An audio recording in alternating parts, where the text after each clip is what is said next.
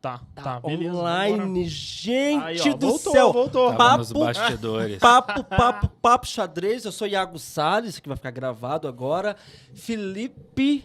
E aí? Que isso, hein? Que loucura. Primeiro programa Mas nós estamos ao piloto. vivo. Começamos com altas emoções aqui nos estúdios. E a gente vai do grupo contar, não hoje. saia daí, que a gente vai contar os bastidores que aconteceu. Isso é importante porque faz parte, tem tudo a ver com o nosso primeiro convidado do Papo Xadrez, tudo, absolutamente tudo, e comprova mais ainda o tanto que ele é competente e sabe como fazer as coisas acontecerem.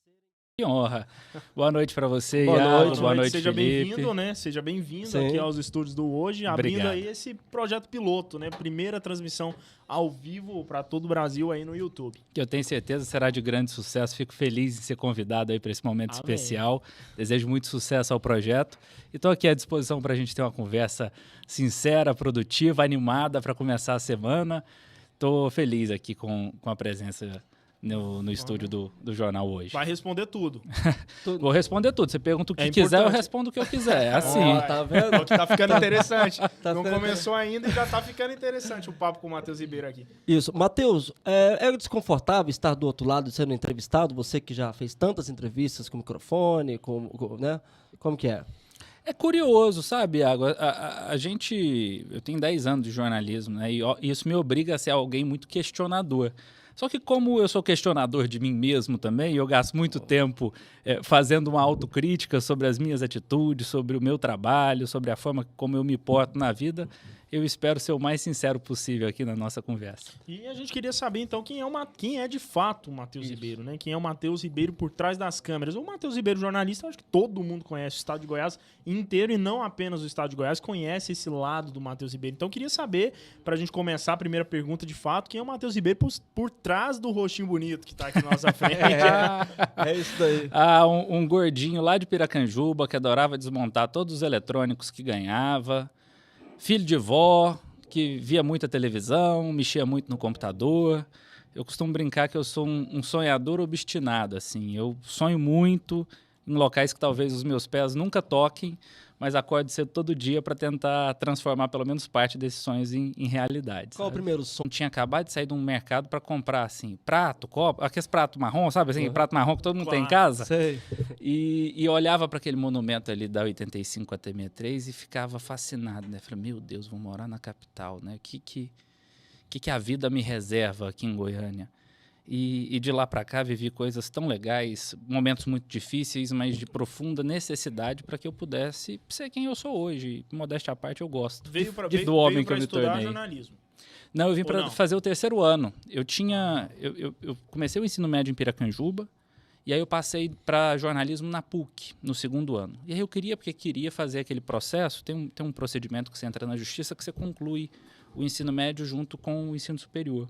E meus pais não deixaram. Falaram, não, você vai fazer o terceiro ano que você tem que conquistar uma vaga na federal, que a gente não tem dinheiro para pagar a faculdade particular para você não.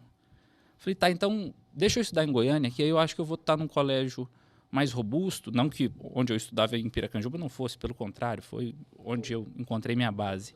Mas vim para Goiânia estudar, terminar o ensino médio, morar sozinho, e vim para estudar objetivamente na escola, né? E aprendi muitas lições. Gosto de observar muito o que as pessoas dizem, eu gosto de palavras, eu sempre gostei de escrever, de brincar com as palavras, de fazer um trocadilho ou de puxar uma coisa interessante. Eu fui observando isso e me relacionando melhor com a câmera. Eu acho que você falar para uma câmera é você conversar, né? Conversar com alguém que está do outro lado, com alguém que está assistindo. Você sempre leu muito, então? Ah, sim. Leitura foi um hábito por causa da minha mãe. Minha mãe é professora, né? E seu pai? Meu pai é agricultor. E sua mãe dá aula de quê? Língua portuguesa. Língua portuguesa. E até bom, evidentemente, muitos estudantes vão assistir isso aqui, jornalismo, até quem estiver pesquisando sobre a sua vida, que tem certeza que vai ser uma referência a esse podcast Opa. que os anos vão vir.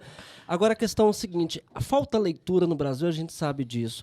As pessoas falam muito em querer trabalhar com telejornalismo, acham que o Matheus é aquela coisa de só ir ali, mas não, você tem que ter... Você tem que saber onde colocar cada palavra, né? E para poder transmitir melhor e para convencer até mesmo chefias. Você não vai escrever uma matéria para o Fantástico, para o Jornal Nacional, por exemplo, se você não souber escrever. Porque o editor de texto, normalmente, passa por um crivo, né? Como É. que é isso? A relação do jornalista de TV com o texto. Eu já ouvi algum ditado algumas vezes, né? A pessoa fala assim, eu tenho responsabilidade sobre o que eu digo, não sobre o que você entende. O jornalista não, o jornalista ele tem responsabilidade em relação àquilo que os outros entendem, né? Então a gente tem um texto objetivo, tem um texto que seleciona bem as palavras, que vai diminuir qualquer risco daquilo ali ser distorcido ou de ser mal interpretado, é também uma missão do bom profissional, do bom jornalista, né? Certo. E uma referência de livro assim, na sua infância que talvez tenha influenciado você hoje ser um comunicador. Uma pessoa melhor.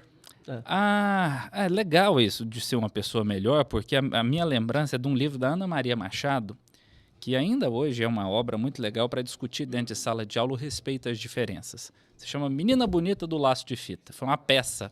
A gente leu o livrinho e criou uma peça para interpretar essa história da Ana Maria Machado na escola. E isso sempre ficou na minha cabeça, porque é uma peça que fala sobre uma coelhinha preta, e aí ela conta todo o charme dela ali no livro, de uma coelhinha não, de uma menininha, e depois tem uma coelhinha, enfim.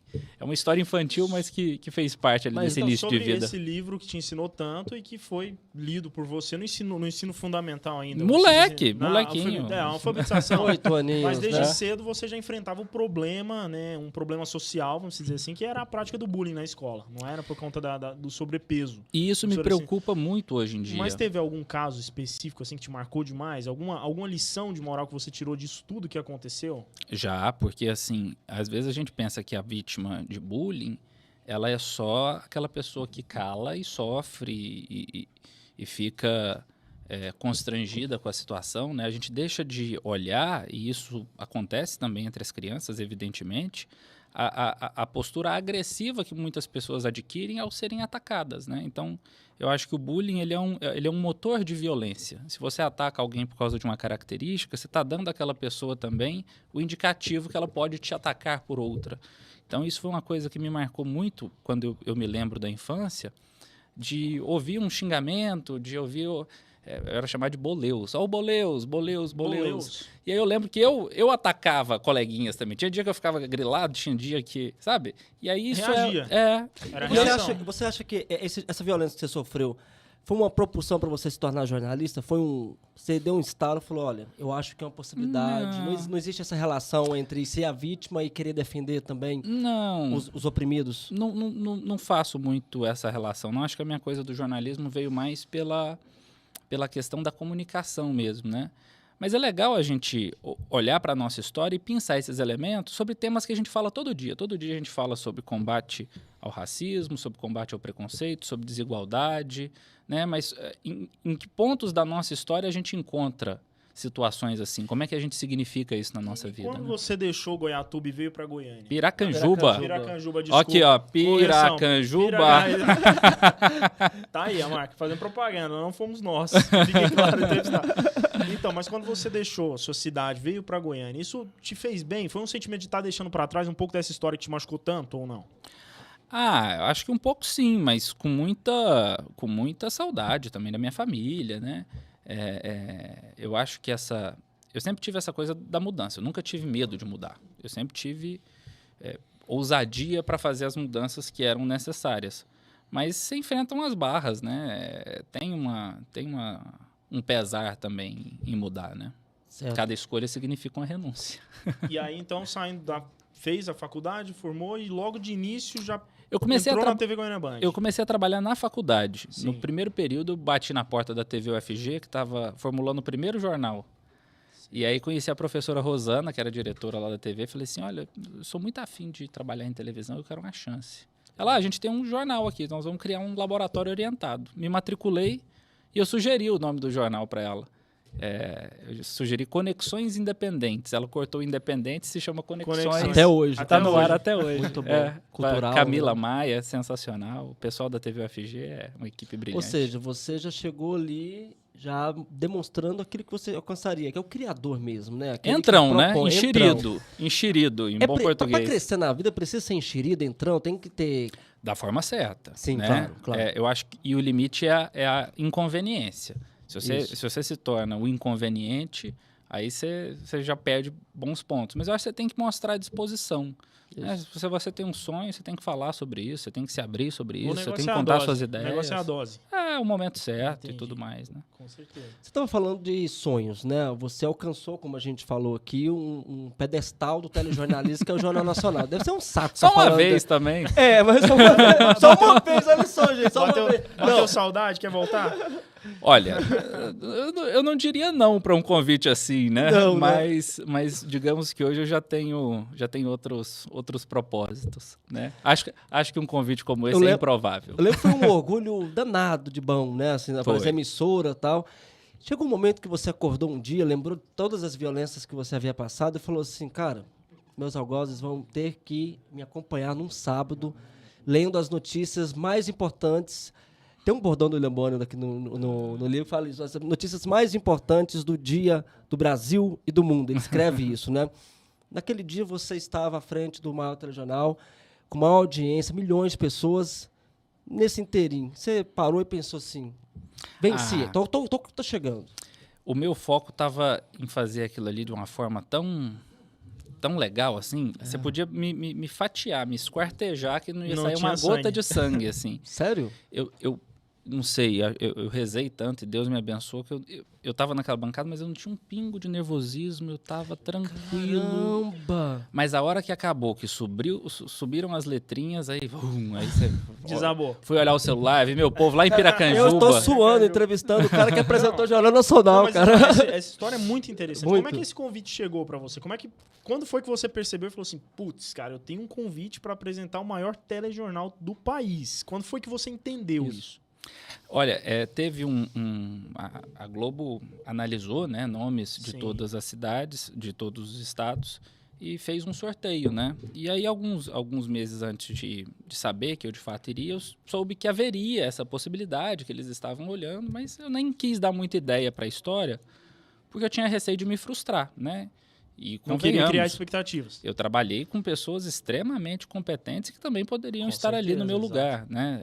Eu não estava ali por causa do meu trabalho, não estava ali porque sou eu. Estava ali para representar o meu estado, né? E eu acho que essa foi a maior alegria. Não foi uma alegria egoísta, foi algo compartilhado. E você sente que os colegas tiveram esse sentimento também? Ou isso acabou frustrando outros que também queriam estar ali? Como você bem colocou, também competentes e muitos até com mais tempo de experiência do que você. Não, mas se teve alguém que achou ruim, eu não não sei te ficou sabendo. responder. Enfim, eu fiquei muito feliz e recebi o carinho de muita gente, então Você contou assim que na hora que as letrinhas subiram, você desabou. O que é isso? Você que é muito bom nas palavras, o que é isso? Cara, assim, eu cresci numa casa humilde, que é a casa que a minha avó mora até hoje, vendo ela vender Avon in natura. Sabe, assim, você sentar na bancada do Jornal Nacional é algo inimaginável, né? Então, eu acho que nessa hora passou um filme, mas não um filme de vingança ou de superação, porque não é esse o sentimento que eu tenho em relação à minha vida. Mas é o sentimento de olhar para a minha família, de olhar para as minhas origens e saber que não só o meu esforço, mas o esforço das pessoas que vieram antes de mim, tudo isso trouxe resultado positivo e tudo isso trouxe realização coletiva que a gente vive hoje em família. Entendi. Então, é o passado mesmo, com claro. o presente. E você sabia que sentando ali, entendendo de marketing, como você entende, entendendo de comunicação, você sabia que sentar ali também era uma ponte para o futuro da comunicação? Podcasts, rede social, influência. Você sabia disso? Obviamente, aquele momento transformou a minha vida profissional, né? Não posso negar. Não só pela apresentação em si, mas por todo um contexto que envolveu, né? Até porque foi nessa situação que eu falei a respeito da minha sexualidade, que eu tornei isso algo público, né? Então, acho que teve um significado muito relevante para a minha vida e fico muito feliz quando hoje eu ainda recebo mensagens, igual de uma seguidora aqui, que me pediu um vídeo para a vozinha que está na UTI e falou, olha, minha avó passou a me aceitar como lésbica depois que ela viu sua história. Então, isso é um tipo de desdobramento, de consequência, que vai além do impacto profissional, né? Vai além do do CNPJ, né? Isso é uma coisa que traz conforto para o nosso coração e para o nosso dia a dia. E foi muito bom você tocar nisso, porque eu queria até repercutir a maneira com que a imprensa acabou lidando com essa informação, né? A homossexualidade? Isso, exato. Foram vinculadas várias matérias nesse sentido. Uhum. Inclusive eu separei algumas aqui, mas em resumo alguma coisa no sentido assim, conhecido como o primeiro âncora assumidamente gay a compor a bancada do Jornal Nacional. Como é que você encara essa forma de lidar com da imprensa? Isso te incomoda de alguma forma ou não? Ou isso te gera também uma sensação de representatividade? Isso. Não, e eu acho que essa representatividade é muito importante. Eu rezo para um dia que não seja necessário a gente trazer essas questões à tona para rotular as pessoas. Mas lamento, ainda num país em que ainda tem índices alarmantes de preconceito, de homofobia, importante ainda, de discriminação, eu acho que isso mostra. Exatamente. E talvez tenha muito mais relação com o fato de eu estar ali do que a minha sexualidade. Agora, não precisei deitar com ninguém para estar ali. Então... Opa, adorei isso. Uma questão interessante sobre isso que você está falando, porque assim, como você muito bem colocou, né? Essa não deveria ser uma régua, né? Não deveria ser um parâmetro para poder te colocar ali naquela condição. E muitas pessoas acabaram trazendo aí discursos infelizes em relação a isso, colocando como se tivesse sido ali, como se você tivesse chegado ali por essa condição. Esses discursos... Veja que absurdo, né? Assim, milhões de pessoas no mundo sofrem as consequências do preconceito, da homofobia. O alecrim dourado, vai ser privilegiado? Ah, por favor, né? Isso é uma palhaçada. Completamente absurdo. Inclusive, isso repercutiu em Goiás, teve processo, gerou aí uma série de... Ela já foi promovida juridicamente, né? Fui muito bem assessorado pelo Dr. Ricardo Cid, advogado criminalista. É o mesmo advogado que cuidou do processo da Daniela Mercury contra um deputado federal que também teve declarações homofóbicas. Nós conseguimos com que esse comunicador se tornasse réu, ele hoje é réu pelas coisas que ele disse, e eu não preciso ficar trazendo isso, ou especulando, ou abordando isso nas minhas redes, eu não vou dar palco. Eu aprendi uma coisa desde cedo com a minha avó, eu não bato tambor para maluco dançar. Né? As respostas que eu tenho que dar juridicamente, elas são feitas e são dadas por meio da justiça. Perfeitamente. Ponto. Agora, o que você deixa para quem, além de você, vive hoje uma situação semelhante? É importante que se abra uma ação, um processo contra a pessoa que faz esse tipo de declaração? É importante que a pessoa não se cale? Que recado você deixaria para alguém que, de repente, pode estar na mesma situação que a sua amanhã? Nós temos uma lei, que é uma lei recente, de 1989, tem pouco mais de 30 anos, que é a lei que configura racismo como crime. Homofobia está equiparada ao racismo. Uma decisão do STF, né? Então, assim, nós temos caminhos jurídicos. Hoje você tem em Goiás uma delegacia especializada em crimes de racismo e delitos de intolerância, que é o GEACRE, muito bem comandado pelo delegado Joaquim Adorno. Recorra ao GEACRE, abra um boletim de ocorrência, reúna provas, processe.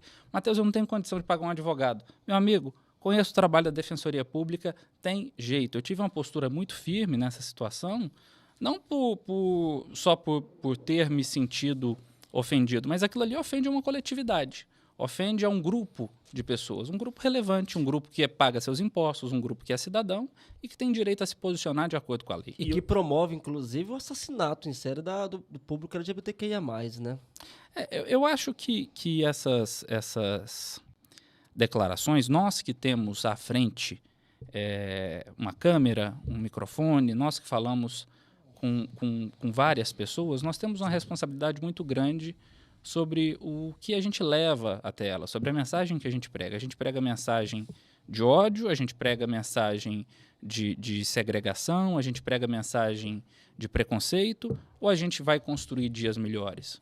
Eu fiz a escolha há 10 anos atrás de construir dias melhores, é para isso que eu trabalho. E assim, chegaram até você, principalmente depois dessas afirmações, né, que se tornaram públicas, enfim, virou notícia, e chegaram vários depoimentos, eu imagino, de pessoas que se sentiram representadas por você naquela situação. O que mais te tocou do que todo mundo disse naquele momento?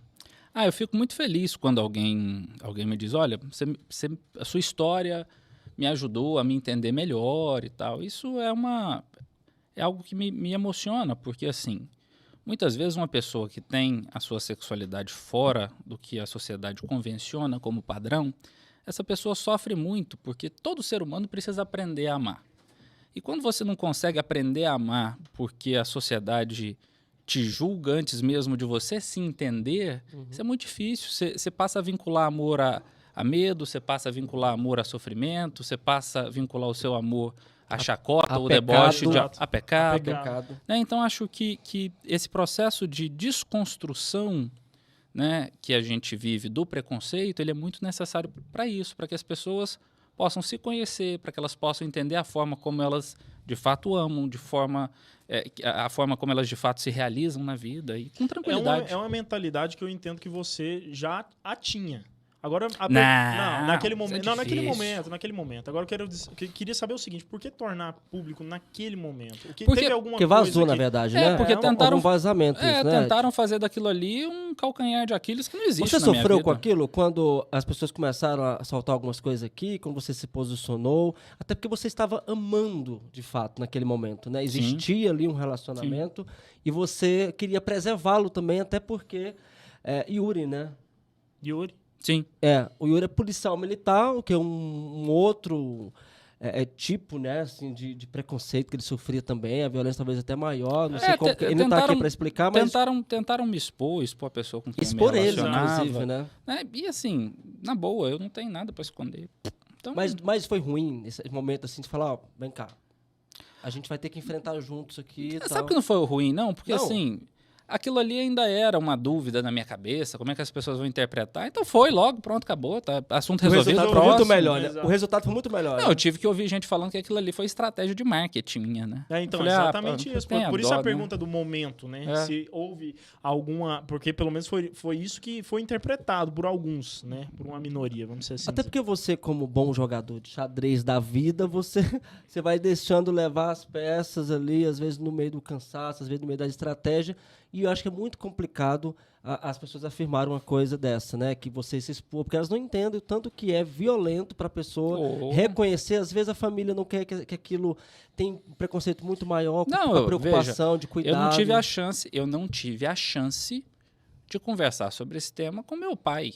Não, Meu ele pai- ficou sabendo pra Não. mídia. Oficialmente, sim. E depois teve uma conversa ou não? Ah, sim, claro. E minha família sempre me tratou com muito carinho, com muito afeto, com muito amor, né? E uma compreensão total que se eu soubesse, se eu tivesse tanta certeza, talvez eu Teria me feito sentisse mais confortável para falar com eles sobre a situação anteriormente.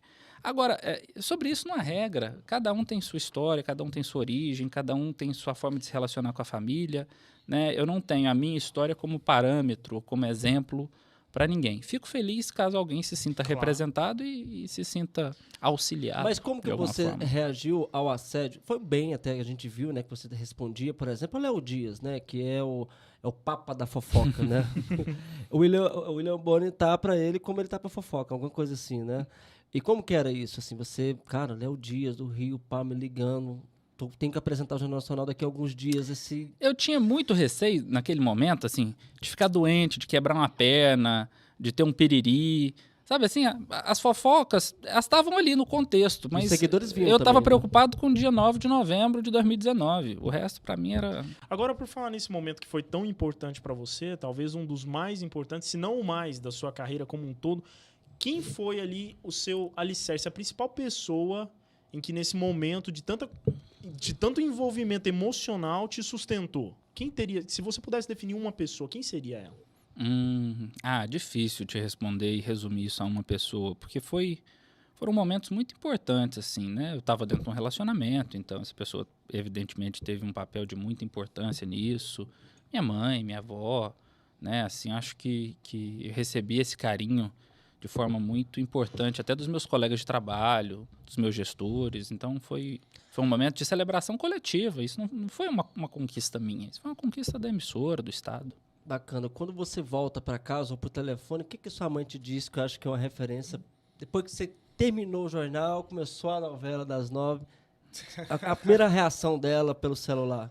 Como é que você tá? Você sumiu, né? Tá tudo bem? Você Toda hora cobra. Mas pra onde que você foi? Não, Depois. mas ela e minha avó são dois grudes. Ela Todo acabou o Jornal dia. Nacional, você foi pro camarim. Ah, aquela não, você coisa tá falando toda. daquele depois- dia depois ainda? você- Você apresentou. Sua mãe... Não, me ligaram, me mandaram vídeo. Lá em Piracanjuba, o povo reuniu na feira coberta pra ver o jornal. Sim. Transmitido pela TV agora, inclusive. Ela foi a primeira pessoa que você falou depois que saiu do estúdio? Sim, claro, Foi? evidente. O que ela te disse? Emocionado demais. E você? Teve choro? Também, tô. Teve choro? Que é isso, eu sou manteiga derretida, sou canceriano. Canceriano, agora me fala um negócio aqui. Você volta para Goiás, de repente você precisa deixar a TV Anhanguera, né, por alguns problemas. Que por veio a sinal público, acabou deixando também de maneira polêmica, né? Importante Sim. que a gente Eu acho que sobre antes de você falar disso, vamos ver se vai valer a pena falar sobre isso, até porque a gente não tem pessoas envolvidas para evitar. Mas a gente pode trazer a polêmica, sim, se você achar também necessário, para não conduzir sozinho. Você sai, então, daquele tumulto todo, a homossexualidade, pecado, que não sei o quê, assim, você vai para Record, né, com a promessa de ganhar 30 vezes mais. Esse dado, ele é verdadeiro? Não, porque pelas evidentemente. contas que a gente faz aqui, Nossa o seguinte, Senhora. saiu nas notas aqui, o seguinte, ele ganhava 3 mil, tadinho, lá na TV agora. Você vai ganhar 30 vezes mais, 30 pila, cara. Não, assim, e nem vejo essa saída como polêmica, não, porque assim, foi realmente uma insatisfação profissional que eu tive de momento, mas que de forma alguma invalida os quase 6 anos de atuação que eu tive dentro da TV Anhanguera, que, repito, foi minha grande escola. Cheguei lá um menino, cru, tive grandes oportunidades, tive a confiança dos meus gestores, tive a oportunidade de começar a apresentar um jornal com 22 anos, jornal de maior audiência do estado, sabe? Então, assim... Com liberdade, barba, né? Sempre foi uma relação muito boa, que como toda relação apresenta seus desgastes. Eu acho que é honesto a gente reconhecer o momento em que esses problemas surgem e trazê-los à tona, né? A questão é que de fato, eu fiz uma carta de demissão, eu compartilhei isso com amigos, até para ter opinião, e a partir disso virou rastilho de pólvora, né? Mas o sentimento que eu trago no meu peito é de profunda gratidão, e os problemas que aconteceram são coisas do passado. Essa carta vazou? Você ia perguntar isso? Essa carta vazou, então? A gente não sabia disso. Não, vazou. Não, é porque eu pensei que tivesse... Não, isso era um texto direcionado. A direção. Foi um e-mail, né? Na verdade, foi um e-mail, não foi? Isso. Agora eu fui tirar a opinião com colegas, né? Assim, com pessoas... Momento, qual é a maior preocupação? Que eu tinha até um nível certo, um nível maior de confiança. Perdeu? Perde, né? Perdeu mesmo? Se você manda um segredo pra alguém, esse alguém, né? Tá, e agora, olhando hoje pro que aconteceu no passado e pela repercussão que isso tomou, você se arrepende de ter escrito aquilo ou não? Não faço nada diferente, imagina. Se voltasse, faria a mesma coisa. Tá, mas de qualquer forma, você sai, tranquilo, recebe uma proposta... Foi ganhar 30 vezes mais lá em Brasília? É mentira? Tá desmentindo mesmo? Não. Mas era bom, sim? Olha, eu não aceitaria um convite para estar num lugar que eu achasse injusto, né? Então, porque você apresentava e dirigia, né, o programa. Eu era editor-chefe. Apresentador e editor-chefe. Exato. Também. E qual foi a principal diferença entre um lugar e outro, entre uma casa e outra? A diferença foi total em todos os sentidos. Veja, eu estava num dos melhores momentos da minha carreira aqui em Goiânia. Jornal de maior audiência, pós-jornal nacional e tal. Estava começando a viver o início da pandemia quando eu pedi demissão. Então eu fui para Brasília, uma cidade diferente, com uma dinâmica muito diferente da nossa capital, da nossa Goiânia. Num lugar em que eu não era conhecido, para trabalhar numa emissora diferente. Substituindo um papa também do jornalismo local lá, né? O Luiz Carlos Braga, um grande jornalista. Né? Mas, assim, foi uma experiência muito enriquecedora, porque eu tive um aprendizado profissional, primeira experiência como editor-chefe, num telejornal de horário nobre na capital do país. Vi minha cara estampada em tudo que é ponto de ônibus de Brasília. Então... Chegou mandando na porra toda. Não, nem tanto. Mas assim, a Record foi uma casa que me tratou com uma gentileza e com um carinho enorme. Quanto tempo durou lá?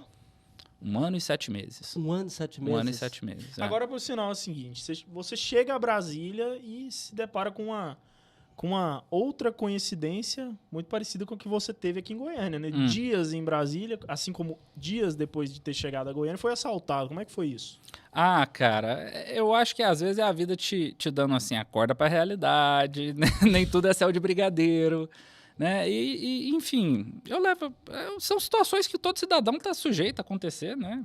Tá sujeito. Mas como é que foi a cena? Tava correndo, não era? Alguma coisa assim? Tava praticando atividade física? Tava e aí, correndo depois você trouxe uma reflexão também, que foi muito importante, né? Sobre esse episódio. Eu acho que ter o tipo de gesto que eu tive de reagir a um assalto é horrível. Não recomendo isso pra ninguém. Agora, é muito diferente você analisar uma situação aqui no ar-condicionado, com um petisco à frente, a gente falar sobre o que é o ideal, né? Agora, como o Joelmir Betting dizia, na prática a teoria é outra, né?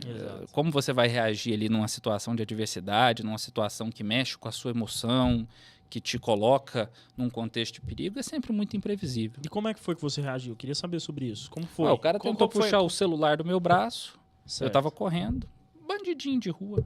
Tava armado? Tava. E eu não soltei o celular porque tava agarrado no braço. Eu virei e parti pra cima dele. Ele veio pra cima de mim, a gente rolou no chão ali. Consegui dar um chute nele e saiu correndo. E tem aquela relação da imagem, né? Porque você, eu não sei, tava apresentando já o Eu fiquei com programa, muito... não? Tava. Né? Tinha poucas semanas. Não, meses já. Meses. Já tava... Aquilo acho que foi em finzinho de julho ou agosto, uma coisa assim. Então pensar, olhar pro espelho e falar assim, o que eu fiz? Passa muito Eu fiquei isso, com né? muito medo de ter alguma coisa no olho, assim, de ficar com alguma veia estourada, alguma coisa assim.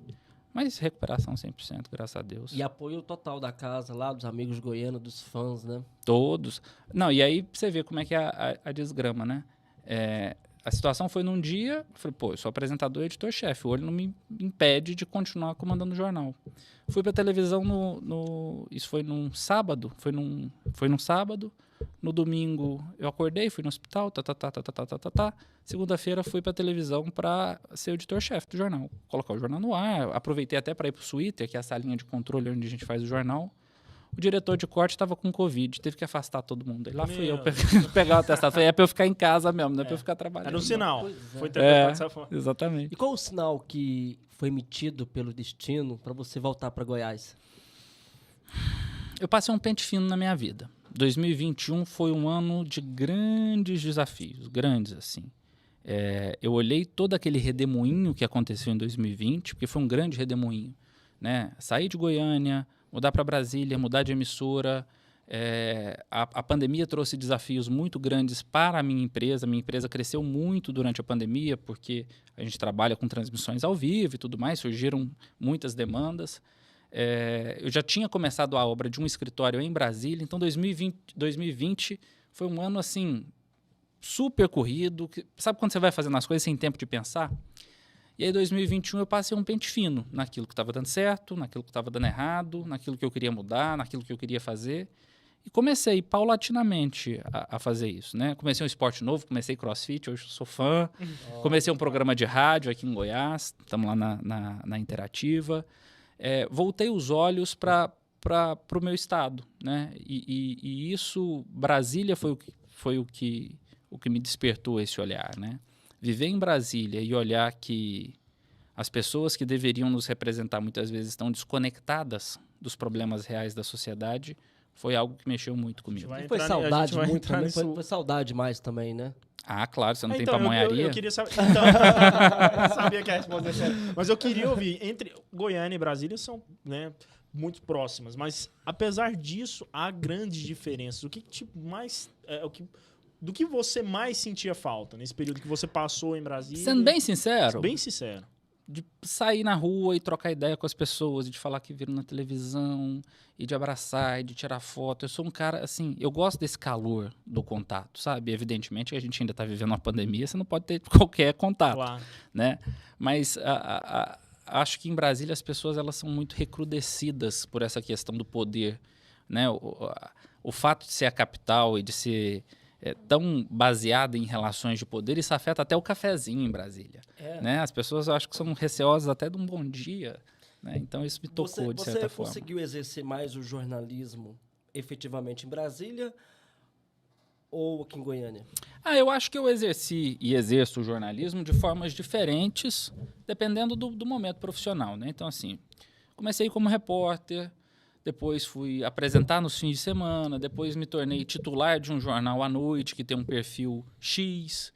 Fiz a licença maternidade da Lilian num jornal na hora do meio-dia, que tem um perfil Y, né, que é outra pegada de jornal. Em Brasília mudou-se muito a linha editorial e eu também era editor-chefe, então era uma responsabilidade diferente, gerir uma equipe. O que mudou lá, a linha editorial? Bom, você está numa cidade que tem configurações muito diferentes, né? Então, você fala, por exemplo, com Plano, você fala com Ceilândia, você fala com Braslândia, você fala com Planaltina, você fala com Samambaia, você tem cidades que são muito próximas de tudo e você tem que ter uma cobertura que seja 360, que não esqueça que você também está na capital do país. O judiciário lá é forte, né? Também. Mas a cobertura local em Brasília é muito própria, assim. Ela foge disso que a gente vê na Brasília da rede, né? Que é a política, a economia, o judiciário. Entender essa Brasília local, acho que foi um desafio grande, assim, das primeiras semanas, dos primeiros meses. Mas, enfim, o time da Record Brasília me ajudou muito nisso, uma galera competente que está lá até hoje.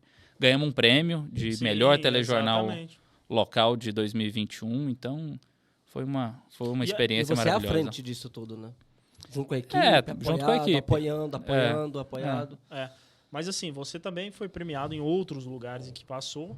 E eu queria saber o seguinte, a saída da TV Record DF foi muito mais tranquila, né? Não teve algum desentendimento, alguma coisa? Ou foi simplesmente porque você gostaria de tocar os seus projetos pessoais? Não, eu acho que é muito legal quando a gente consegue ter dentro de um ambiente profissional tranquilidade para colocar os nossos pontos de vista, os nossos próximos objetivos, da mesma forma com a empresa. Então, foi uma experiência que deixou portas abertas tanto no meu coração e espero que também no coração da emissora. Seguinte, vamos tentar trazer algumas histórias aqui. Brevemente. Serial Killer, Thiago Henrique. Sim. Cobertura como repórter. A maior cobertura que eu já trabalhei e a que mais transformou minha carreira. Se não fosse aquilo... se não fosse aquilo, eu não teria feito as coisas que eu já fiz, não. Acho que muitas vezes um bom repórter ele precisa de oportunidade. E essa oportunidade, ela não vem das mãos do patrão. Ela vem do destino, né? Assim, eu estava uma manhã em casa, recebi uma ligação de um agente da Polícia Civil, que curiosamente é marido da dona da kitnet que eu morava quando eu vim para Goiânia, tipo assim... Ou seja... Nada a ver com nada. Destino falando alto. E ele falou, olha, prenderam o serial killer, eu já estava nessa cobertura, aconteceu isso, isso e isso, achou isso, isso e isso no quarto, e aí eu fiquei 3 horas, 4 horas ao vivo com o Datena na Band, trazendo as informações que essa fonte improvável me trouxe. Então foi uma... E esse primeiro contato seu, como que foi com esse caso? Você foi na delegacia, você acompanhou? Como que foi? Eu acompanhei toda a virada, Iago, porque assim, no início a polícia negava, né? Não tem serial killer, não tem serial imagina, que isso, não sei o quê, desmentindo. E era preocupante porque você andava pelas ruas, todo mundo com medo. Eu falei, meu Deus, gente, se isso realmente for mentira... O negócio tá grave, né? A gente precisa ter um critério muito grande. E você foi atrás, contínuo até investigativo, conversou com uma ex-namorada dele. Foi. E a história foi ganhando contornos muito impressionantes, né? Mas chegou num ponto que me preocupou. Me preocupou porque eu acho que a gente não pode romantizar situações como essa, sabe? Quando eu vi que aquele cara estava recebendo cartas de amor na prisão, eu falei, opa... Algo de errado não está certo, sabe? Que é a mesma leitura que eu faço do caso Lázaro, por exemplo. Eu acho que envolve uma espetacularização, muitas vezes, do bandido que não é legal. Né? Eu vi gente indo lá para Santo Antônio com celular na mão para fazer live, a caçada ao Lázaro. Né? Gente que nem jornalista é pentelhando, com desculpa a expressão, o trabalho da polícia. Você falou isso, eu sempre quis falar isso. Que bom que você deu colocou isso. Mas a questão, vamos voltar ao serial killer, que eu acho muito interessante, porque é ali que você começa a despontar como um repórter completamente talentoso, você começa a se destacar, entendeu? E, de repente, você fala assim, as oportunidades vão vir. Ali você percebe também que é uma nova virada de chave para você? Quando eu estava participando daquela cobertura, e logo na sequência veio aquele caso da Raquel Policena, uma falsa biomédica que aplicou hidrogel nos glúteos de uma mulher aqui em Goiânia, que infelizmente acabou falecendo. Então foi um caso, o Thiago foi preso em outubro e esse caso veio em novembro, uma coisa assim. E aí, poucas semanas depois, surgiu o convite da TV Anhanguera. Eu imaginava que eu iria para São Paulo, que eu queria era trabalhar em São Paulo, não era necessariamente mesmo, né? isso. Eu queria ter uma oportunidade fora. Aí Deus colocou no meu caminho a oportunidade de trabalhar na maior emissora do estado. E depois vem outro personagem interessante da crônica policial por aqui do Brasil, na verdade, João de Deus. Estava de plantão no dia da prisão dele. No dia da prisão. Até fiz um TBT sobre isso agora no dia do repórter, porque volto àquela situação, né? Que é você estar no lugar certo na hora certa. Exato. Você falar para o complexo de delegacias. A reportagem tem muito do imponderável, né? Já havia ali toda aquela aquele holofote por causa das denúncias, né, que foram feitas pelo programa do Pedro Bial. E a gente estava nessa expectativa dele se entregar à polícia, né? Não foi um furo de reportagem. Quem trouxe a notícia, salvo engano, foi a Mônica Bergamo. Da Folha de São Paulo. Da né? Folha de São Paulo. Sim. Mas eu estava lá e participei da cobertura. Fiquei até altas horas lá na cobertura para Globo Você estava naquele News e episódio tal. lá em que... Não sei se é verdade. Eu não estava, nesse dia eu não estava como repórter. Não sei onde eu estava, não, mas... eu não sei. Mas assim, parece que houve um negócio meio espiritual lá, computadores desligando. Foi no dia depois da prisão, mas, cara, enfim. Mas parece que aconteceu o seguinte, ele chegando lá, depois de se entregou, aí teve toda aquela expectativa, e ele chega e se abre um clima difícil. Os cinegrafistas falam isso, né? De repente o delegado começa a reclamar, gente, o computador não tá ligando, desligou, colhia. Olha, eu só acredito no que eu vi, eu não vi isso. Você não sentiu isso? Não. Ah, não bata o tambor pra maluco dançar. Eu jurava que você ia contar uma história assim, mas que bom, quem pergunta, né? Tem a resposta. Ele falou, mas inclusive, bom, no né? início. Que bom. Agora, são dois casos, assim, de repercussão nacional, casos pesadíssimos, mas esses são os casos que mais te marcaram enquanto jornalista? Ah, não. Acho que o que mais me marcou foi estar ao vivo apresentando o jornal e receber a notícia de que um aluno entrou armado dentro de um colégio e disparou contra os colegas, né? Que foi o caso do Colégio Goiás. Exato. Aquilo ali, para mim, foi de uma tristeza e de uma... Assim, eu tive que buscar forças não sei aonde para conseguir conduzir o jornal e trazer aquelas informações, porque a gente foi derrubando toda a programação, né? Isso derruba mesmo. Foi estendendo. Nacional chamando, né? E aquela preocupação, meu Deus, qual é o limite do meu trabalho, né? Até que ponto eu posso comentar uma situação que eu ainda estou recebendo informações, que ainda... Ou seja, não teve tempo para digerir, que envolve né? adolescentes, né? Crianças exatamente. e adolescentes. Você não sabe se é criança, se é adolescente, se é adulto, então tem muito disso. Então você trazer a notícia que você está acabando de receber, sem ser você que está na rua apurando, né? Eu estava no estúdio. Eu fiquei muito preocupado. Falei, não posso ter uma postura tosca, não posso ser um cara sensacionalista. E no começo, inclusive, da nossa entrevista, você colocou aqui canceriano, manteiga derretida. O que você faz ali naquele momento para colocar esse lado emocional de lado e não deixar com que isso Eu não afete? coloco de lado. Se eu choro, eu choro. Sabe? Eu nunca coloquei de lado e eu acho que isso me ajudou muito no meu trabalho, porque assim... Você precisa construir e conversar com a câmera, é isso também, é você construir um vínculo de intimidade com as pessoas. Né? Você não está falando com uma sumidade, você não está falando com os pronomes de tratamento formais, mas você também não está numa conversa de boteco. Né? Você tem que ter ali uma seriedade, você tem que ter uma postura. Mas eu acho que a gente não pode se furtar, a gente não pode deixar de mostrar as nossas emoções, aquilo que nos indigna, aquilo que nos emociona. Até porque a dor das pessoas precisa também ser respeitada. Com certeza. E se a gente trava demais, a gente não pode ser frio quando se fala que um adolescente, um colega matou outros, né? Exato. Assim, atirou. Porque ali você não sabe se tinha criança, se tinha o colega, se era professor. E é um ambiente que todo mundo respeita, sobretudo jornalistas que amam a educação, tem disso. E eu quero falar com você também sobre isso. Puxando esse gancho, em que momento você consegue pegar naquele episódio... na sua infância, na educação da sua infância, com a sua intenção hoje, como pré-candidato, vamos dizer assim, a um cargo As palavras eletivo, são suas. Pré-candidato eletivo, da educação no geral. Iago, a gente precisa reconhecer que a educação é a força que transforma vidas. Isso. Enquanto a gente não entender que a gente só muda a nossa vida e, consequentemente, a sociedade por meio da educação, a gente vai continuar dando voltas em círculos e círculos e círculos e círculos sem sair do lugar. Né? Nós não podemos imaginar como sendo possível um futuro de país sério, justo, honesto, com as pessoas tendo acesso a emprego, tendo acesso aos alimentos básicos, a condições mínimas para uma vida com dignidade, sem pensar em melhoria da educação. Né? São coisas que não caminham de forma dissociada. Né? Quando você fala em melhoria de vida para as pessoas, você não está falando só em renda, porque renda você não pode redistribuir a vida inteira. Né? Você tem que dar condições também para que as pessoas realizem os seus próprios sonhos por conta própria. Né? Felizmente eu encontrei no meu caminho, e eu me sinto muito privilegiado por isso, essas condições. Meu pai e minha mãe sempre ralaram muito para dar uma educação de qualidade para mim e para os meus irmãos, né? Mas a gente sabe que a história para outras pessoas é bem mais complexa, né? Agora, você colocou há poucos minutos atrás que na prática a teoria é um pouco diferente. Eu queria saber o seguinte, você falava aqui nos bastidores, antes da gente começar essa entrevista, sobre justamente essa questão onde a gente deixa o ambiente da denúncia enquanto jornalista e passa para o ambiente da ação enquanto político, né? Assim, colocamos como pré-candidato, parte da sociedade significativa espera que seja, de fato.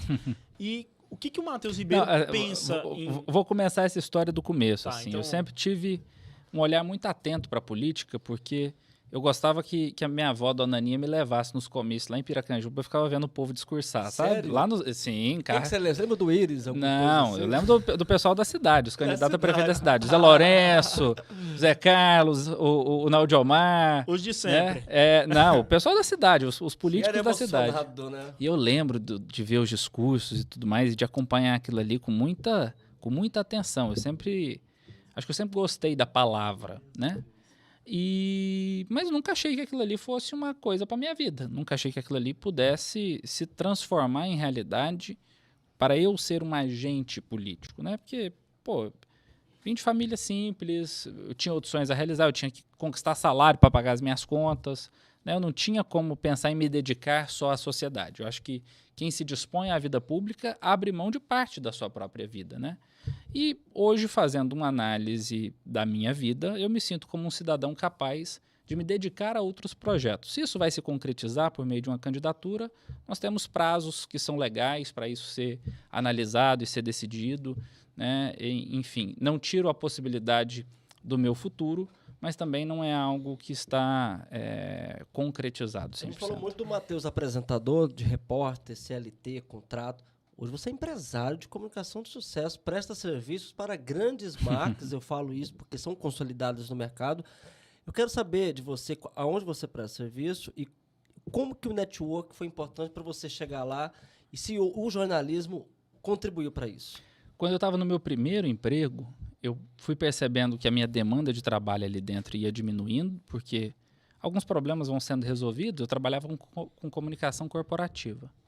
E fui percebendo que alguns problemas iam sendo diminuídos e que falei, poxa, se eu não tiver problema para resolver aqui, eu vou perder meu emprego, né? Eu estou sem problema para resolver.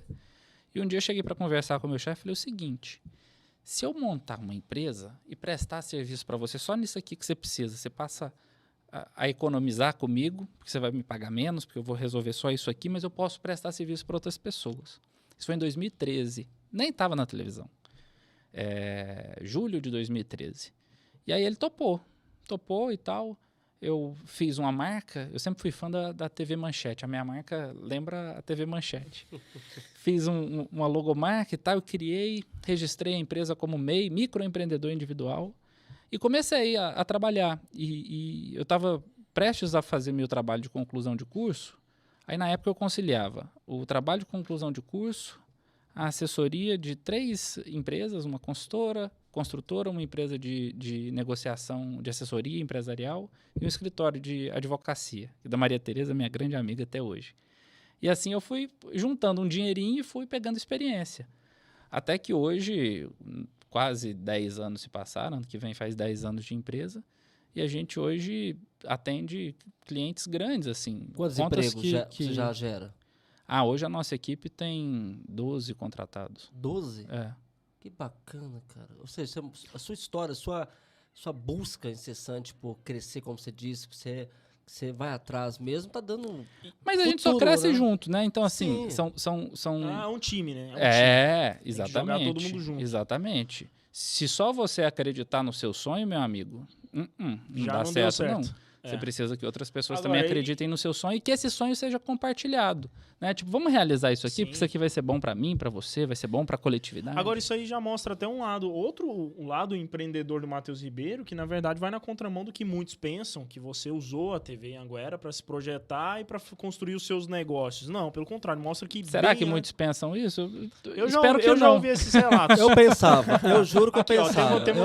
Temos uma testemunha. Eu sou tão apaixonado por... Graças a Deus, meu CNPJ é de antes de eu entrar na Anhanguera. É isso que eu tô dizendo. Então, mostra o seu lado empreendedor, que na verdade, começou muito antes da sua Não, fama e outra, aqui no estado. nada que seja ilegal ou ilegítimo. Exato. Né? Ainda que fosse, né? Inclusive, eu fiz duas perguntas bem diretas, tentando arrancar alguma coisa assim, né? Inclusive, falei de seguidor, Jornal Nacional, bancada. Agora, aconteceu uma coisa aqui que é interessante de... Você é chefe hoje. É possível você, se você não precisar, você não precisa tratar na televisão hoje para ter uma vida razoável. Eu trabalho muito. Porque você tem 28? 28. 28 anos. Você está razoável, vamos digamos assim. Você não vai passar fome. Não precisa mais se sujeitar a chefe e tal, aquela coisa de cumprir horário. Você faz porque você gosta até os planos darem certo, né? Os futuros. Você, mesmo tendo uma equipe, você é inquieto, você gosta de resolver problema. Antes da gente começar aqui, a gente tinha começado, aliás, e deu um problema técnico, gente. Eu acho que essa história precisa ser contada. A gente falou muito de destino aqui. Nós falamos muito de destino, muito de sonhos, muitas expectativas. Eu acho que foi uma estratégia muito boa ele ser o primeiro, porque deu uma treta aqui. Foi o destino colocando cara, aqui na mesa, treta inclusive. Em tudo. O que você falou? Só tem uma pessoa resolver... Eu falei, pô, se tem alguém que entende que pode ajudar a gente nesse momento aqui, no início a transmissão falhou, tava travando. Quanto tempo que demorou para ele levantar dali? Acho que 10 minutos. Só que ele começou ali, já começou Diga-se por sinal, a nossa equipe técnica aqui é maravilhosa. É maravilhosa. Agora, o que acontece? O cabo é justamente o que o Matheus disse, é um time. Todo mundo agindo junto. Se o Matheus levantou e falou, humildemente abaixou ali no Eu posso tentar? Bem William Bonner. Eu posso tentar resolver esse problema? A gente falou assim, você pode não, você deve. E de repente começou a dar certo. Você sempre é assim na vida? Você quer resolver os problemas dos outros? Nunca conte comigo para te abraçar e chorar por um problema ali na beira da calçada. Eu odeio ficar de lamúria. Nossa. Odeio. Sabe assim, se tem um problema, se tem uma coisa me incomodando, vamos pensar uma forma de resolver. Nossa, eu odeio ficar dando volta ao redor de um problema. Posso tomar uma atitude que seja equivocada, que não seja a melhor possível, mas alguma coisa eu vou tentar fazer para resolver aquilo. Eu quero aproveitar essa colocação sua para voltar naquele assunto lá atrás que você falou sobre a educação. Você colocou que acabou de colocar, inclusive, que é uma pessoa muito de solução e menos de lamúria. Eu queria saber o seguinte, ali sobre o assunto educação, que a gente conversou muito sobre isso, falamos aqui no programa. Qual seria, então, a solução que você traria prática para esse problema? Veja só, Felipe, hoje em dia a gente perde muito tempo ao discutir o cenário político nacional com cortinas de fumaça. Veja só, a gente está em 2022, a gente precisa falar ainda que nazismo não é uma alternativa para a nossa gestão em sociedade, né? A gente precisa discutir fake news que estão circulando aí há 10 anos, uma madeira não sei das quantas, entendeu? A gente ainda precisa voltar nesses assuntos. Enquanto isso, os problemas reais da vida das pessoas não são colocados em debate, né? Eu falei para vocês, eu aprendi a fazer negócio vendo a minha avó vender Natura e Avon. Eu sei como a vida dessas mulheres é difícil. Eu sei como é difícil a vida de uma dona de casa que precisa fazer renda extra vendendo Tupperware, vendendo cosmético. Eu sei o quanto que vende bombom para pagar a faculdade. O quanto é difícil você ir no mercado e ver um óleo de cozinha, o preço absurdo que tá, um saco de arroz, mais de R$30. Sabe? A gasolina, essa caristia só, que gera um impacto em toda uma roda de consumo. Então a gente não está discutindo projeto de país. Onde que o Brasil vai estar daqui 20, 30, 50 anos? Ninguém sabe. A gente não tem uma agenda nacional. Enquanto isso, a gente perde energia, disposição, saliva para discutir cortinas de fumaça. Então, assim, ter uma resposta, qual seria a solução para a educação pública, seria até arrogante da minha parte trazer algo com tanta certeza. Mas e repensar, por exemplo, a questão de cotas? Mas veja, eu sou um jornalista, como eu sempre trabalhei na minha vida, eu sou ponte de diálogo. Sim. E qual é a grande dificuldade que as pessoas têm hoje na vida? Dialogar. De buscar entendimento, né? Infelizmente, hoje nós construímos o debate não pelos nossos pontos de convergência, mas pelos nossos pontos de divergência. E discutindo só divergência, nós não vamos chegar a lugar nenhum. A gente tem que identificar aquilo que nos une enquanto sociedade. Então, pera lá, o país está vivendo uma crise, num contexto ainda de pandemia, nós precisamos estruturar uma política que seja de fato voltada para os problemas reais da vida das pessoas. Como nós vamos fazer isso? Mas as pessoas se prendem a visões políticas completamente anacrônicas, né? Os grandes pensadores da atualidade não falam em esquerda e direita com essa veemência que os nossos líderes políticos falam. Até porque um país grande e complexo como o Brasil não vai encontrar soluções prontas numa cartilha de ideologia política. Nós precisamos ter a sabedoria de dialogar com as pessoas e entender os sentimentos da sociedade. Acreditar no Brasil, né? Com Acreditar na certeza. educação como um processo de reformulação de política. Você, né, eu estou falando dos últimos anos, 3 anos, 2 anos. Pode ser também uma questão de 10 anos para cá, 20 anos, 30, É simples da gente 500 analisar. anos, né? É simples da gente analisar. Veja qual é o nível de impacto que você tem ao não concluir, por exemplo, um CMEI no Grande Retiro, que foi a reportagem que eu fiz sexta-feira e coloquei no programa de hoje. Quando você não termina aquela obra que custa mais de R$1 milhão, você não está desperdiçando só R$1 milhão. Você está desperdiçando os R$300 que cada mãe precisa pagar para deixar um filho no berçário, ou aquela que não vai ter condição, que vai deixar com a prima, com a amiga, com a vizinha, que cobra 80, mas que não tem o registro, que não tem as devidas condições para cuidar daquela criança. A situação que eu cobri lá em Brasília, que uma bebezinha foi morta porque estava numa creche irregular, apanhou não sei das quantas lá e acabou falecendo. Então você vai trazer uma série de consequências para aquela sociedade que, invariavelmente, quem sofre mais é a sociedade marginalizada, está nas periferias, são as pessoas mais carentes, que traz reflexo para aquela família, que traz reflexo para aquela mulher que não vai conseguir trabalhar direito, que não vai conseguir dar uma vida melhor para os seus filhos. Você traz reflexo para aquela criança. Então, a gente entender a nossa sociedade como todos nós conectados em torno de um mesmo propósito, e a pandemia deixou isso evidente, isso é mais que necessário, né? Eu tenho uma outra colocação que eu queria fazer, Matheus. Há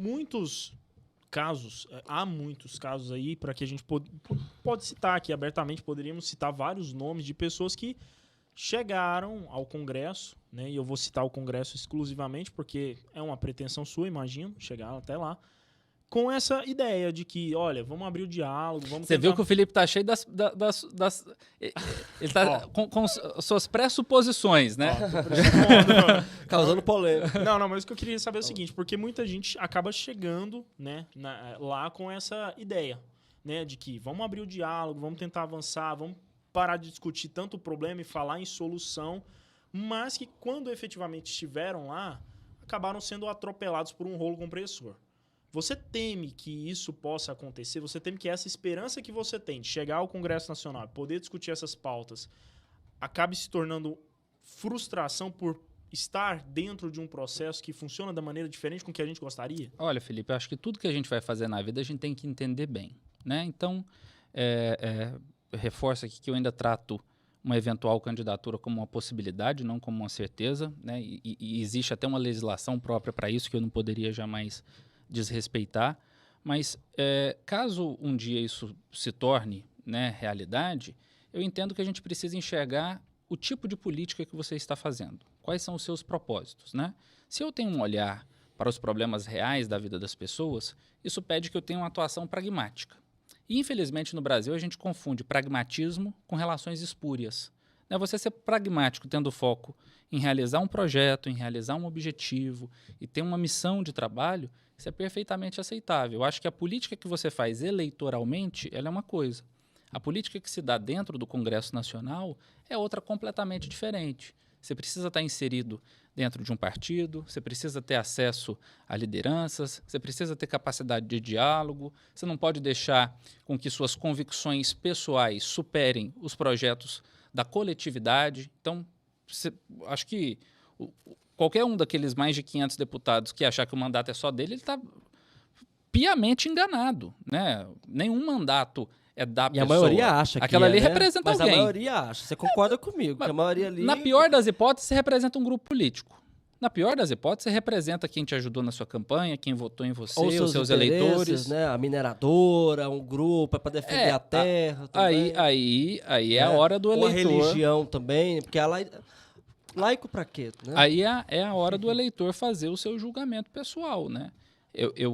A pessoa a quem eu estou confiando o meu voto tem os mesmos interesses que eu, tem as mesmas bandeiras que eu, aí eu acho que é o crivo da opinião pública. E já que estamos na pauta da política, eu acho que até o Iago também quer essa oportunidade, eu queria que você definisse, pelo menos em uma frase, ou que você se dispor a dizer sobre uma pessoa e eu vou falar um nome e você fala o que lhe vem à cabeça, já Tudo que você bem. é um propenso candidato, quem sabe amanhã, Quem né, e sabe quer amanhã. chegar ao Congresso A Nacional. gente pensou que ele chegaria com partido aqui já, né? Porque ele já foi, inclusive, filiado ao PCdoB, mas ele não teve militância, mas isso é para outra Já, conversa, né? Já, eu sempre tive um olhar atento à política. E nesse meu primeiro emprego, um dia a gente recebeu a visita de uma dirigente do partido, convidando ali as pessoas para se filiarem. Eu assinei a ficha, participei de um evento e nunca mais. Nem estava na televisão nessa época.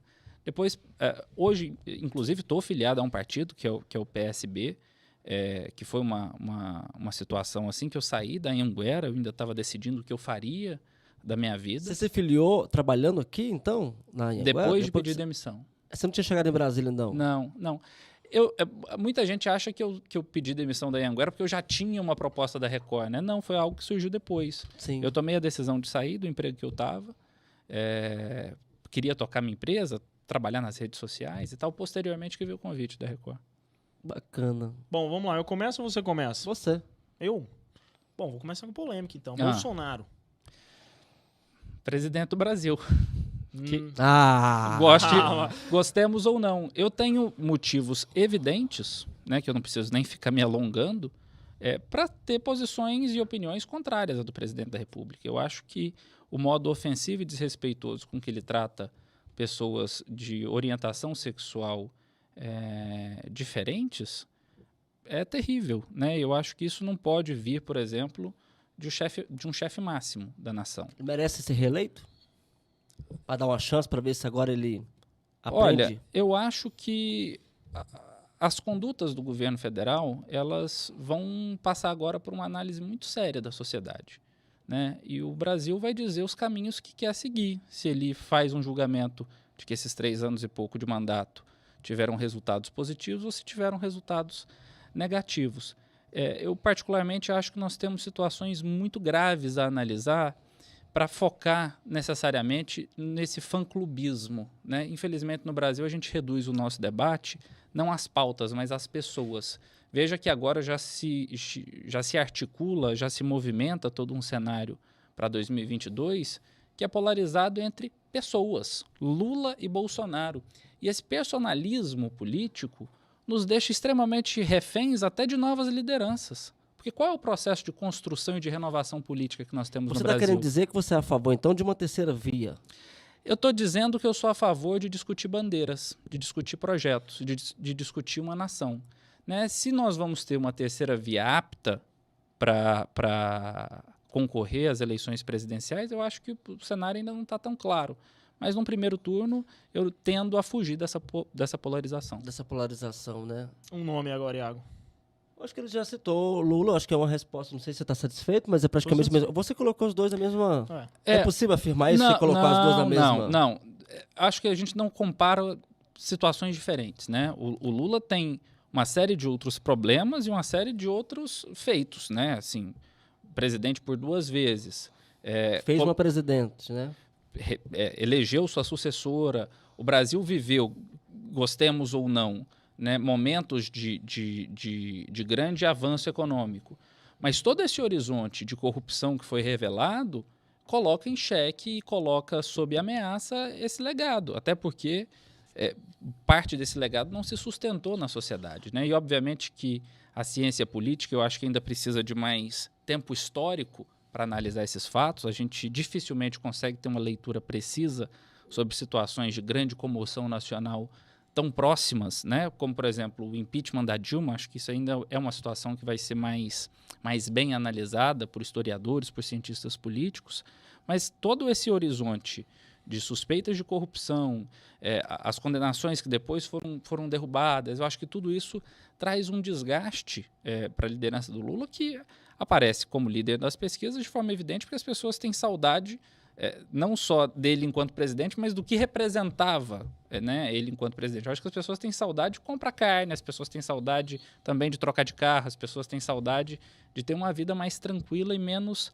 arrochada, né? Mas eu não faço essa simetria entre Lula e Bolsonaro, porque eu acho que ambos têm os seus problemas, ambos têm os seus feitos, tem as suas militâncias. Então ele já falou sobre o Lula, Não, né? então, Porque seria o segundo seria nome. inevitável isso. Seria É, inevitável ele já- falar de Bolsonaro sem falar de Lula, mas já que entramos na terceira via, eu queria, se fôssemos falar de cada nome da terceira via, passaremos o resto da noite aqui. Não, mas talvez- Mas assim, eu queria consolidar pelo menos ali em quem vem na esteira, né? Sua avaliação sobre o Sérgio Moro, por exemplo.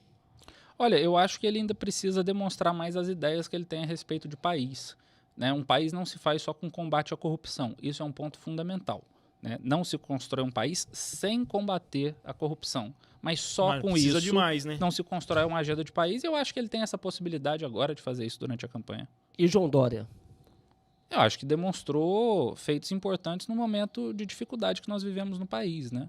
A pandemia trouxe aí, por exemplo, uma necessidade urgente de vacina. Eu acho que ele, inclusive como agente político, instigou isso. Né? Alguns vão dizer que por fins eleitoreiros, outros só que por fins sociais. Eu acho que o motivo não vem ao caso, mas eu acho que ele enquanto agente político ali, auxiliou os brasileiros a conquistar essa vacina.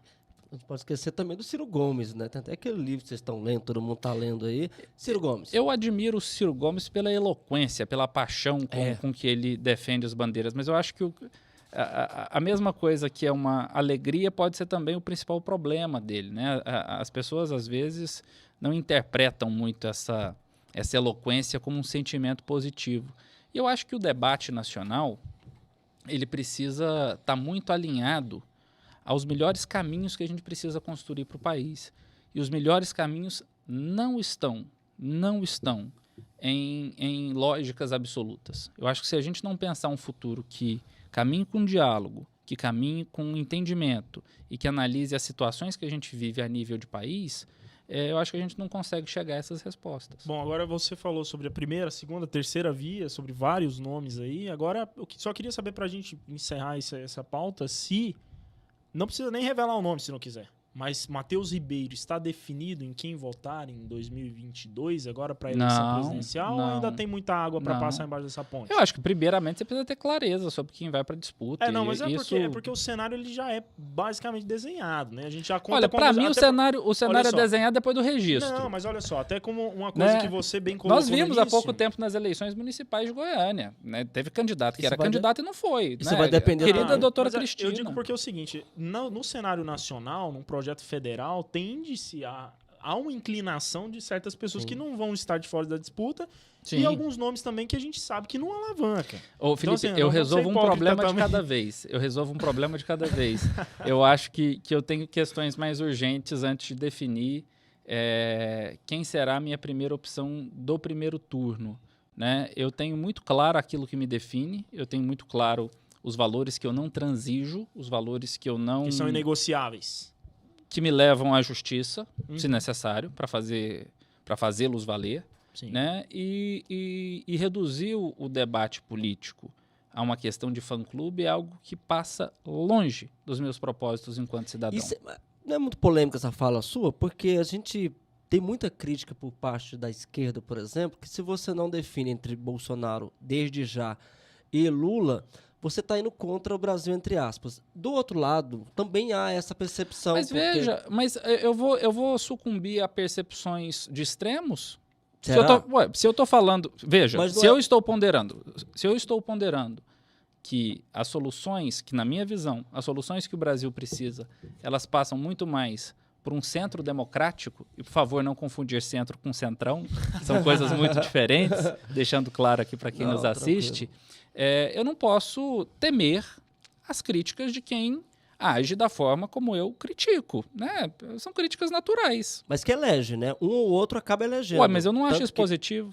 Tu não acha? Não, ué. Mas se o seu posicionamento com quase 500 mil seguidores influencia? Meu posicionamento eu acho que as soluções políticas para o Brasil passam por meio do diálogo. E é uma questão de reeducação também política, né? Ué, claro. Matheus, de não sucumbir à sua pressão enquanto jornalista, que eu, enquanto repórter, sei muito bem como fazer. Eu quero saber o seguinte, você que falou que reconhecimento, tá impressionando o Matheus Ribeiro ali, pô. Não, porque é muito tentador, às vezes, a gente querer reduzir essa situação a um cenário que já está posto. Né? O mundo funciona com dualidade, o mundo funciona, muitas vezes, de forma binária. né? Positivo, negativo, bom e mal, feio, bonito, rico, pobre, alto, baixo, gordo, magro. Só que a vida não é binária. A vida não tem dois caminhos em tudo.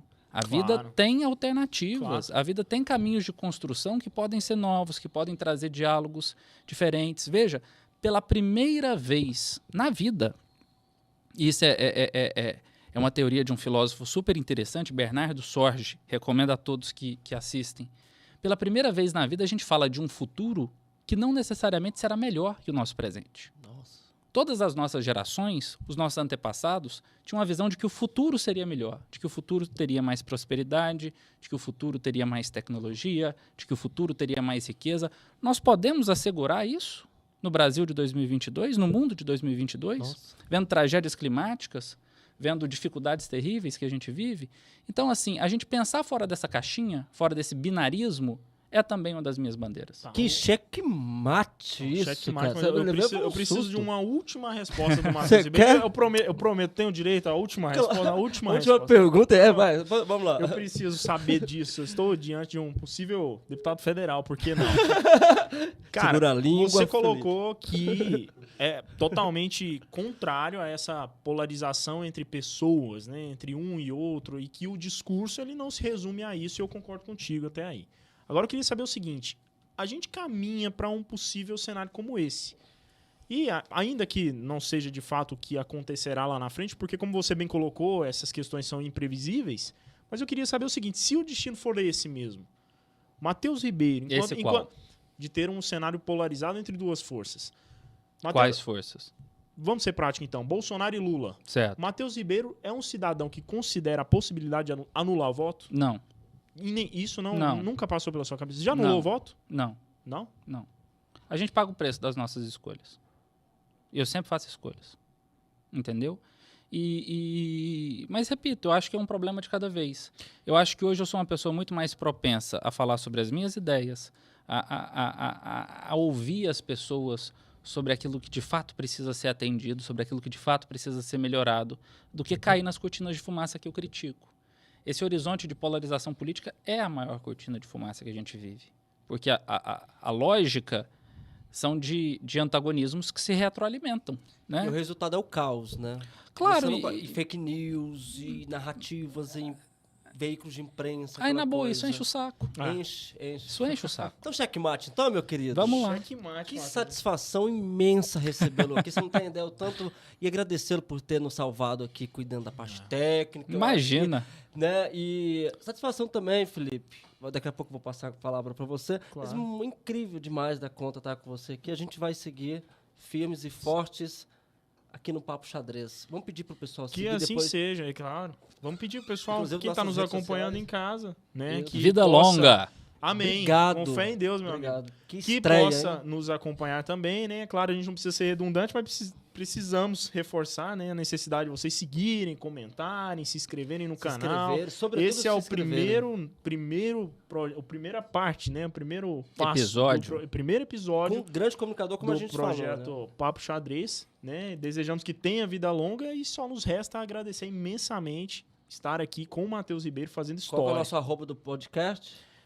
No Instagram é Xadrez Papo, é o contrário. Xadrez Papo. A sua, Matheus? Matheus Ribeiro TV, ali no Instagram, no Facebook, em todas as redes sociais aí pra gente poder É meio conversar. desnecessário a gente divulgar o do Matheus. É, porque o ele do que Matheus todo mundo divulga- sabe.